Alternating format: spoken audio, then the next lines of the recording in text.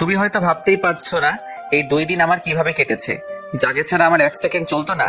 আর আজ 2 দিন হলো আমি তাকে ছেড়ে আছি। আমার এখনো বিশ্বাস হচ্ছে না ইলান নেই। ও আমার সাথে কিভাবে করতে পারলো? আমাকে একা করে দিয়ে চলে গেল। আমি পারছি না ওকে ছাড়া থাকতে। আমার দম বন্ধ হয়ে আসছে। ইলান বলেছিল তো ওর ছেলের সাথে আমার মেয়ের বিয়ে দিবে। বিয়েতে ও আর আমি কাপল ড্যান্স করব। বুড়ো বয়সে সকালে একসাথে হাঁটতে বের হব। টঙের দোকানে বসে চা খাবো। ও ওর কথা রাখিনি। ছোটবেলা থেকে আমরা দুজন তো একসাথেই ছিলাম। আমাদের শৈশব কৈশোর সব একসাথে কেটেছে। আমরা দুজন যা করেছি সব একসাথে। কিন্তু ও আজকে আমাকে একা করে দিয়ে চলে গেল। আমি রুনার মুখের দিকে তাকাতে পারছি না। রুনার দিকে তাকাতেই অপরাধ বোধে তাড়া করে। ও যখন বলেছিল ইরানকে ফিরিয়ে আনার কথা, নিজেকে তখন অক্ষম মনে হচ্ছিল। আমার তো সাধ্য নেই ইলানকে ফিরিয়ে আনার। আমি ওর সামনে দাঁড়াতে পারছিলাম না। অসহ্যকর এক অনুভূতি তাড়া করছিল। ইচ্ছে করছিল নিজেকে শেষ করে দিই। দুজন কত খুশি ছিল বাবা মা হবে বলে। একটা অ্যাক্সিডেন্ট জীবন থেকে সকল সুখ আনন্দ কেড়ে নিল। ও কতটা খুশি ছিল, এখনই বাচ্চার জন্য শপিং এর প্ল্যান করে নিয়েছিল। আমি ইলানের মৃত্যুটা মেনে নিতে পারছি না। সেখানে রুনা কিভাবে মেনে নিবে? এই সময় রুনার হাসি খুশি থাকা দরকার। কিন্তু ইলান চলে গিয়েছে রুনার সারা জীবনের সাথী করে দিল দুঃখকে। ওর মুখের হাসি চিরতরে মুছে গেল। ওদের সম্পর্কটা আমার চোখের সামনে গড়ে উঠেছিল। দুজন দুজনকে কতটা ভালোবাসতো। হাই স্কুল থেকে ওদের ভালোবাসাটা। রাগারাগি হয়েছে, ঝগড়া হয়েছে, কিন্তু কেউ কাউকে কোনো দিন ছেড়ে যায়নি। ইলানের একটু কিছু হলেই রুনা পাগলের মতো বিহেভ করত। রুনাকে একেবারে একা করে দিয়ে ইলান চলে গেল। ওদের দুজনের ভালোবাসা দেখে সবাই হিংসে করত। স্কুল লাইফ, কলেজ লাইফ, সব জায়গায় ওরা বেস্ট কাপল ছিল। ইলানের অনাগত সন্তান যে বাবাহারা হয়ে গেল। পৃথিবীতে আসার আগেই এতিম হয়ে গেল। বাবার আদর ভালোবাসা পাবে না। সকালের সূর্যের আলো চোখে পড়তেই ঘুমটা ভেঙে গেল। হাত দিয়ে রোদ আটকানোর বৃথা চেষ্টা করলাম কিছুক্ষণ। আরাম ওরা ভেঙে সোজা হয়ে বসলাম। রাতে রুদ্রের হালকা জ্বর এসেছিল। আমি ওনাকে ধরে বিছানায় শুইয়ে দিয়ে মেডিসিন খাইয়ে দিয়েছিলাম। রুমের লাইট অফ করে দিয়ে ব্যালকনির লাইট জ্বালিয়ে পড়তে বসেছিলাম। পড়তে পড়তে ব্যালকনিতেই ঘুমিয়ে পড়েছিলাম। সূর্যের আলোর প্রখরতা জানান দিচ্ছে বেশ বেলা হয়ে গেছে। আমি ছটফট চেয়ার ছেড়ে উঠে পড়লাম। রুমে আসতেই নজর পড়ে বিছানার দিকে। বিছানার ওপরে হাত পা ছড়িয়ে শুয়ে আছে রুদ্র। আমি দ্রুত ওয়াশরুমে চলে গেলাম ফ্রেশ হওয়ার জন্য। ফ্রেশ হয়ে রেডি হয়ে নিলাম। উনি এখনো ঘুমোচ্ছেন। আমি আর ওনাকে ডাক দিলাম না। খাওয়ার জন্য নিচে চলে এলাম। ব্রেকফাস্ট শেষ করে চেয়ার ছেড়ে উঠে দাঁড়াতেই কারো বুকের সাথে গিয়ে মাথা ঠাকে। মুখ তুলে দেখি রুদ্র। উনি একেবারে ফ্রেশ হয়ে ড্রেস চেঞ্জ করে নিচে আসছেন। স্বাভাবিকভাবেই আমাকে উদ্দেশ্য করে বলে, চলো। চলো মানে কি? কোথায় যাব? কোচিং এ যাবা না? আমি না হয় কোচিং এ যাব, আপনি কোথায় যাবেন? তুমি একা যেতে চাইছো নাকি? এটা কল্পনাও করো না। আমি তোমাকে একা কিছুতেই ছাড়বো না। আপনি সব সময় নিজের মতামত আমার উপর চাপিয়ে দেন। আপনার সব কথা আমাকে শুনতে বাধ্য করান, কিন্তু আপনি আমার একটা কথাও শোনেন না। আজকে আপনাকে আমার কথা শুনতেই হবে। আপনি এখন কোথাও যাবেন না। আপনি অসুস্থ। এখন ব্রেকফাস্ট করে মেডিসিন নিয়ে রেস্ট নেবেন। একদম না। তোমাকে আমিই দিয়ে আসবো। তোমাকে আমি একা এই বাসার বাইরে এক পাও রাখতে দিব না। জেদ করবো না একদম। তোমাকে আমি কিছুতেই একা ছাড়বো না। একজনকে হারিয়েছি আমি, আরেকজনকে হারাতে পারবো না। লাস্টের কথাগুলো উনি বিড়বিড় করে বলতে বলতে চলে গেলেন। ওনার যাওয়ার দিকে তাকিয়ে আমি দীর্ঘ শ্বাস ছাড়লাম। উনি যে আমার কথা শুনবেন না সেটা আমার আগেই বোঝা উচিত ছিল। ওনাকে ওনার ডিসিশন থেকে সরানো আর ঘোড়ার ডিম দেখা এক বিষয়। আমার বোঝা হয়ে গেছে উনি আমাকে একা ছাড়বেন না। অগত্যা ওনার পিছু পিছু আসলাম। কোচিং এর সামনে উনি গাড়ি দাঁড় করিয়ে আমার হাত চেপে ধরে বললেন, আমি তোমার কথা শুনবো। এখান থেকে গিয়ে ব্রেকফাস্ট করে মেডিসিন নিয়ে রেস্ট নিব। তুমি প্লিজ একা একা কোথাও যেও না। কোচিং শেষে তুমি একদম বাইরে বের হবে না। আমি এসে তোমাকে নিয়ে যাব। তুমি আমার কথা শুনবা না? আমি মাথা নেড়ে সম্মতি জানাই যে আমি ওনার কথা শুনবো। আমি গাড়ি থেকে নেমে পড়লাম। আমি যতক্ষণ না কোচিং এ ঢুকলাম ততক্ষণ উনি দাঁড়িয়েছিলেন। কোচিং শেষে উনি আমাকে নিয়ে ইলান ভাইয়াদের বাসায় এসেছেন। 2 দিন ধরে রুনা আপু কারোর সাথে একটা কথাও বলেননি, টু শব্দও করেননি। সারাদিন মূর্তির মতো বসে থাকেন। আমি ওনার সামনে বসে বকবক করেই যাচ্ছি, কিন্তু উনি ইলান ভাইয়ার ছবির দিকে তাকিয়ে আছেন। রুদ্র ইলান ভাইয়ার আম্মুকে বলেন, আন্টি, আমি তোমাদের এখানে একা থাকতে দিব না। আজকে তোমাদের দুজনকে আমাদের বাসায় নিয়ে যাব। আন্টি মলিন গলায় বলেন, এটা হয় না রুদ্র, আমি তোর সাথে যেতে পারবো না। কেন হয় না আন্টি? তুমি না বলো আমি তোমার আরেক ছেলে? তাহলে আমার সাথে যেতে তোমার কি অসুবিধা? এই বাসা ছেড়ে আমি কোথাও যেতে পারবো না।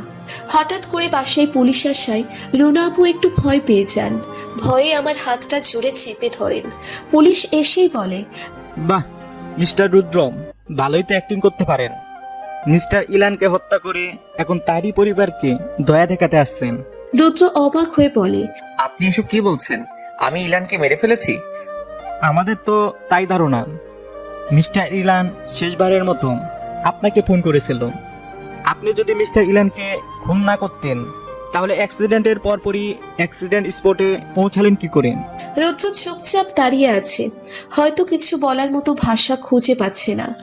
ইলান ভাইয়ের মৃত্যুর জন্য ওনাকে দায়ী করা হবে সেটা হয়তো উনি কল্পনাও করতে পারেননি। উনি ধপ করে ফ্লোরে বসে পড়েন। এর মাঝে বাসার উপস্থিত অন্যরা কানা ঘষা শুরু করে দিয়েছেন। অনেকে অনেক কথা বলেছেন। অনেকেই বলছে রুদ্রই খুন করেছে, তাই তো এত নাটক করে কান্নাকাটি করেছে। আপনি যদি খুন করে না থাকেন তবে এমন করছেন কেন? আমরা তো এটাও জানতে পেরেছি আপনি অ্যাক্সিডেন্টের 2 দিন আগে মিস্টার ইলানকে হত্যার হুমকি দিয়েছিলেন। ইলান সাহেবের অ্যাক্সিডেন্টের পর আপনি কুপর্বের মতো উধাও হয়ে গেলেন। 2 দিন আপনার কোনো খোঁজ খবর নেই। রুদ্র চুপ করে থাকলেও রোনা আপু চুপ করে থাকতে পারলেন না। আজ 2 দিন পর রোনা আপু মুখ খুললেন। ওনার হয়ে প্রতিবাদ করার জন্য রোনা আপু কথা বললেন। রোনা আপু চিৎকার করে বলেন, আপনারা কি মানুষ? আপনাদের মাঝে কি কোনো মনুষ্যত্ব নেই? আপনারা নিজের চোখেই দেখেছিলেন রুদ্রের অবস্থা, সেদিন রুদ্রকে সান্ত্বনা দিচ্ছিলেন, আর আজকে রং বদল করে ফেলছেন। আপনারা তো গিরগিটির থেকেও বেশি রং পাল্টান। আপনাদের মতো আত্মীয়দের কোনো দরকার নেই, বেরিয়ে যান এই বাসা থেকে। রোনা আপু একটা লম্বা শ্বাস নিয়ে পুলিশকে উদ্দেশ্য করে বলেন, আপনার চাকরিটা কি খুঁজিয়ে পেয়েছিলেন? ফোনের লাস্ট কল দিয়ে আপনি বিচার করছেন খুনিকে। এখন যদি প্রমাণিত হয় রুদ্র নির্দোষ, তখন কি আমাকে খুনি বলবেন? কারণ রুদ্রের আগে তো আমাকেই কল করেছিল ইলান। আপনি হয়তো ভাবতেও পারছেন না রুদ্র ইলানকে কতটা ভালোবাসে। রুদ্র ইলানকে নিজের ভাইয়ের মতো দেখত, আপনি তাকে ইলানের খুনি প্রমাণ করতে চাইছেন? ইলান রুদ্রকে ফোন করেছিল উনি বাবা হবেন সেই খবরটা দিতে, আর ইলানকে হুমকি দেওয়ার কথা। রুদ্র ইলানকে খুন করার হুমকি দিয়েছিল, সেটা একটা ডেয়ার ছিল।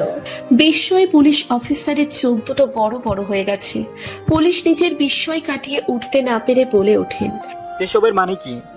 আপনি এসব কি বলছেন? অনেকদিন পর আমরা কলেজের সব ফ্রেন্ডরা একসাথে হই। একসাথে হওয়ার উদ্দেশ্য ছিল একটু আনন্দ আর হই হুল্লোড় করা। একজন ট্রুথ আর ডেয়ার গেম খেলার কথা বলে। খেলা শুরু হলে রুদ্রের টার্ন আসলে রুদ্র ডেয়ার নেয়। রুদ্রকে ডেয়ার দেওয়া হয় ইলানকে খুন করার হুমকি এমন ভাবে দেয় যেন মনে হয় এটা কোনো অভিনয় নয়, সত্যি সত্যি ঘটনাটা ঘটেছে। আমরা জানতাম রুদ্র এটা করবে না এবং পারবেও না। বাস্তবে তো অনেক দূরের কথা, অভিনয়ে রুদ্র এই কাজটা করতে পারবে না। রুদ্র নাকচ করে দেয় সে এটা করতে পারবে না, কিন্তু আমাদের অনেক জোরাজোরিতে রুদ্র রাজি হয়। রুদ্র নিজের ডেয়ার সম্পূর্ণ করতে পারে না। ইলানের কলার ধরে অর্ধেক ডায়লগ বলার পরে হুট করে রুদ্র ইলানকে জড়িয়ে ধরে। পেয়ে গেছেন আপনাদের উত্তর, এখন আপনারা আসতে পারেন। তদন্তের কোনো দরকার নেই, তদন্তের নামে বাংলা সিনেমা করার কোনো দরকার নেই, চলে যান এখান থেকে। রোনা আপু এবার চিৎকার করে কাঁদতে থাকে। বাধ্য হয়ে পুলিশ চলে যায়। রোনা আপু কাঁদতে কাঁদতে পড়ে যেতে নিলে আমি ধরে ফেলি। রোনা আপু গিয়ে রুদ্রের সামনে বসে পড়ে। রুদ্র ইলান কেন এমন করলো? কেন আমাকে ছেড়ে চলে গেল? ওকে জানে না আমি ওকে ছাড়া কতটা অসহায়? ওকে ছাড়া আমি নিঃশ্বাসও নিতে পারছি না, কষ্ট হচ্ছে আমার। আমি আর পারছি না ওকে ছাড়া থাকতে। ও তো জানতো আমি ওকে ছাড়া থাকতে পারি না, সত্যিই আমি আর পারছি না। রোনা আপু রুদ্রের হাত দুটো চেপে ধরে বলেন, রুদ্র তুই তো জানিস আমি ইলানকে কতটা ভালোবাসি। দে না ভাই, ইলানকে আমার কাছে ফিরিয়ে দে না। ইলানকে আমার কাছে ফিরিয়ে দিলে আমি তোর কাছে সারা জীবন কৃতজ্ঞ থাকবো। তুই তো বলিস আমি তোর বোন, বোনের কাছে। রোনা আপু অজ্ঞান হয়ে পড়ে যেতে নিলেই রুদ্র ধরে ফেলে। আমি আর রোনা আপুর আম্মু দুজন মিলে রোনা আপুকে রুমে নিয়ে যায়। রুদ্র ডক্টরকে ফোন করে। কেটে গেছে 1 সপ্তাহ। রোনা আপু এখন মোটামুটি স্বাভাবিক, কিন্তু অস্বাভাবিক হয়ে গেছে রুদ্র।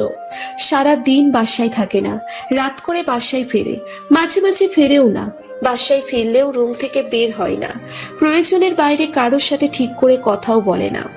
উনি এখন আমাকে আর কোচিংয়ে দিয়ে আসেন না, কিন্তু একাও ছাড়েন না। আমার জন্য দুটো গার্ডস নিযুক্ত করেছেন। ওনারা সব সময় আমার পিছনে আঠার মতো লেগে থাকে। গার্ডস সাথে থাকা সত্ত্বেও উনি আমাকে কোচিংয়ের বাইরে কোথাও যেতে দেন না। বাসা থেকে কোচিংয়ে যাওয়া, কোচিং থেকে সোজা বাসায় আসা, বিরক্ত হয়ে গেছি আমি। উনি আমাকে খাঁচায় বন্দি পাখির মতো বন্দি করে রেখেছেন। এরকম জীবন যাপনে তো আমি অভ্যস্ত নই। আমি বাঁধন ছাড়া পাখির মতো উড়তে চাই, খোলা আকাশে ডানা ঝাপটাতে চাই। বন্দিত্ব আমার কাম্য নয়। আমি চাই স্বাধীনতা, নিজের ইচ্ছে মতো লাইফ লিড করতে, যেটা ওনার সাথে থেকে সম্ভব নয়। খাঁচায় বন্দি পাখি যেমন খাঁচা ভেঙে পালায়, তেমন আমারও এখান থেকে অনেক দূরে চলে যেতে ইচ্ছে করে। ওনার দায়িত্বের বেড়াজালে বন্দী হয়ে থাকতে চাই না। নোট নিয়ে নড়াচড়া করছিলাম। নোটটা মুখস্থ করা শেষ, এখন রিভিশন দেওয়ার পালা।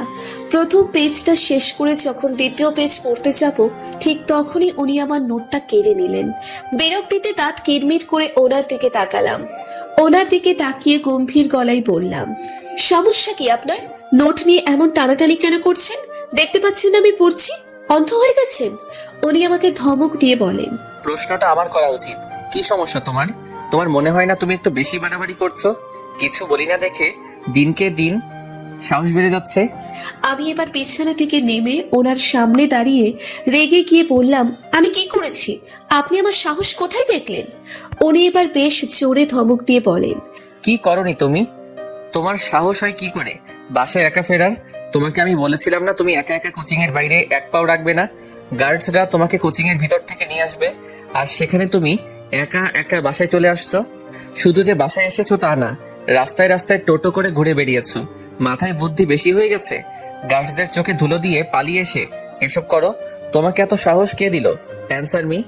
উনি কথাগুলো বলতে বলতে আমার দিকে দুপা এগিয়ে আসলেন। আমি বরাবরের মতো দুকদম পিছিয়ে গেলাম না, নিজের জায়গায় অনড় হয়ে দাঁড়িয়ে রইলাম। আচমকা নিজের রাগটা কন্ট্রোল করতে না পেরে ওনার কলার চেপে ধরলাম। চিৎকার করে বললাম, আপনার কি আমাকে মানুষ মনে হয় না? আমাকে কি আপনার হাতে পুতুল মনে হয়, যেভাবে ইচ্ছে সেভাবে নাচাবেন? আমি পুতুল বা যন্ত্র নই, আমি একজন মানুষ। একটা মানুষ এভাবে বাঁচতে পারে না। আমি বিরক্ত হয়ে গেছি নিজের জীবনের উপর, আপনার উপর। আপনি কি বুঝতে পারছেন না? আপনি আমার ব্যক্তির স্বাধীনতা ছিনিয়ে নিয়েছেন, ক্রমে ক্রমে আমার জীবনটা দুর্বিষহ করে তুলছেন। আমাকে আপনার খাঁচার বন্দি পাখি বানিয়ে দিয়েছেন। আমি আপনার বন্দিনী হয়ে থাকতে চাই না। আমি খোলা আকাশে মুক্ত পাখির ন্যায় উড়তে চাই, নিজের জীবনটাকে উপভোগ করতে চাই। এই রুমে, এই বাসায় থাকতে থাকতে আমার দম বন্ধ হয়ে আসছে। নিঃশ্বাস নিতে কষ্ট হয়। মনে হয় এই বাসায় আমার জন্য বিষাক্ত গ্যাস ছেড়ে দেওয়া হয়েছে। নিঃশ্বাস নিলেই আমি মারা যাব। আমি হাঁপিয়ে গেছি। প্লিজ আমাকে মুক্তি দিন, আমি মুক্তি চাই। উনি আমার বাহু খামচে ধরেন। ওনার আঙ্গুলগুলো যেন আমার শরীরের ভিতর ঢুকে যাচ্ছে। উনি দাঁতে দাঁত চেপে বলেন, মুক্তি? মুক্তি চাই তোমার, তাই না? আমার কাছ থেকে মুক্তি চাও, যেটা কোনোদিনও পাবে না। আমার কাছ থেকে তোমার কোনো মুক্তি নেই। জোর করেই তোমাকে আমার সাথে রেখে দিব। আমার বন্দি খাঁচার পাখি হয়ে থাকবে তুমি। আজকে থেকে তোমার টোটালি বাসা থেকে বের হওয়া বন্ধ, কোচিংয়েও যাওয়া বন্ধ। কোচিং এর সমস্ত নোট আমি তোমাকে এনে দিব। কথাগুলো বলেই উনি চলে গেলেন। আমি স্তব্ধ হয়ে ওনার যাওয়ার দিকে তাকিয়ে আছি। উনি এসব কি বলে গেলেন? সে যাই হোক, আমি তো বন্দী হয়ে থাকবো না। মাথার উপর কারো হাতের ছোঁয়া পেয়ে ধরপড়িয়ে ঘুম থেকে উঠলাম। সজাগ হয়ে নিচের মাথায় কারো হাতের উপস্থিতি অনুভব করতে ব্যর্থ হলাম। আশেপাশে ভালো করে চোখ বুলিয়ে দেখলাম কেউ নেই। উনি তো বাসায় নেই। আজকে ওনার হসপিটালে নাইট শিফটে ডিউটি। নিজের মনের ভুল ভেবে আবার শুয়ে পড়ি। বাকি রাত আর দু চোখের পাতা এক করতে পারলাম না। রেজাল্ট নিয়ে ভীষণ টেনশন হচ্ছে। আগামীকালকের রেজাল্টের উপর নির্ভর করবে আমার স্বপ্ন পূরণ হবে কিনা। ভোর রাতের দিকে রুদ্র বাসায় আসলো। আমি ওনার সাথে কথা বললাম না। উনি ওনার মতো ফ্রেশ হয়ে নিলেন। আমার মনটা কেমন অস্থির অস্থির লাগছে। কোনো কিছুতেই মন বসাতে পারছি না। আজান দিতেই আমি ফ্রেশ হয়ে অজু করে নিলাম। উনি মসজিদে চলে গেলেন। নামাজ পড়লে অশান্ত মনও শান্ত হয়ে যায়। অন্যরকম এক প্রশান্তি অনুভব হয়। যারা এখনো আমাদের ফেসবুক গ্রুপে জয়েন হন নাই, তারা এখনই গিয়ে জয়েন হন। ফেসবুক গ্রুপের লিংক ভিডিও ডেসক্রিপশন বক্সে দেওয়া আছে।